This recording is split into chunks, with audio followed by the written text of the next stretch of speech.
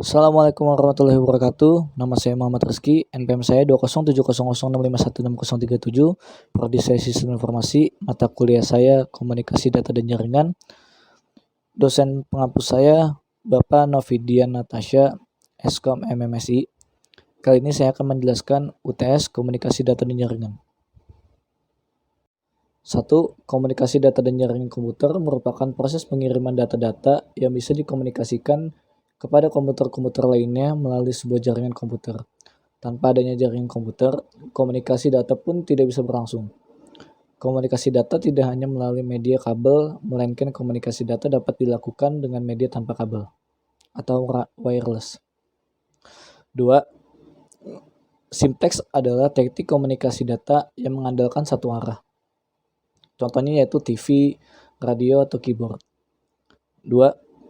Half duplex adalah media komunikasi dua arah, contohnya yaitu radio walkie-talkie. 3.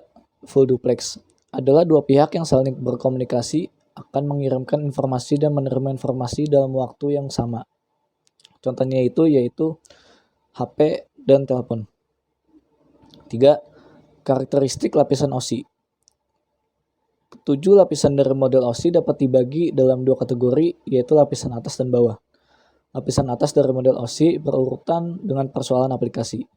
Lapisan bawah dari model OSI mengendalikan persoalan transport data. Lalu protokol dalam lapisan OSI ada 7, yaitu yang pertama physical layer untuk mendefinisikan media transmisi jaringan.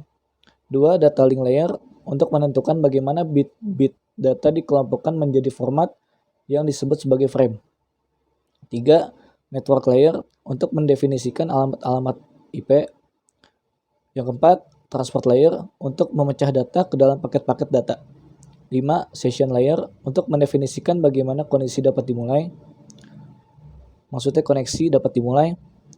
6. Presentation layer untuk mentranslasikan data yang hendak ditransmisikan oleh aplikasi. 7. Application layer sebagai antarmuka dengan aplikasi dengan fungsionalitas jaringan. Nomor 4. Perbedaan antara circuit switching dengan packet switching. Yang pertama ada definisi dari circuit switching dan packet switching. Circuit switching adalah jenis protokol jaringan di mana saluran khusus dibuat antara dua titik akhir dalam jaringan selama durasi transmisi.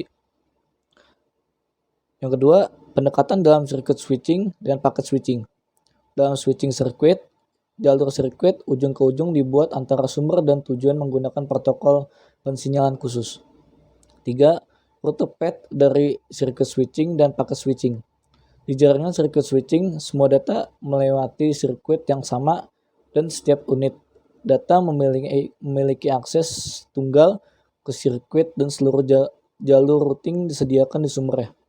Sedangkan jaringan switch paket, setiap paket data berisi seluruh jalur perutaan dan ditransmisikan secara individual. Sekian dari saya. Wassalamualaikum warahmatullahi wabarakatuh.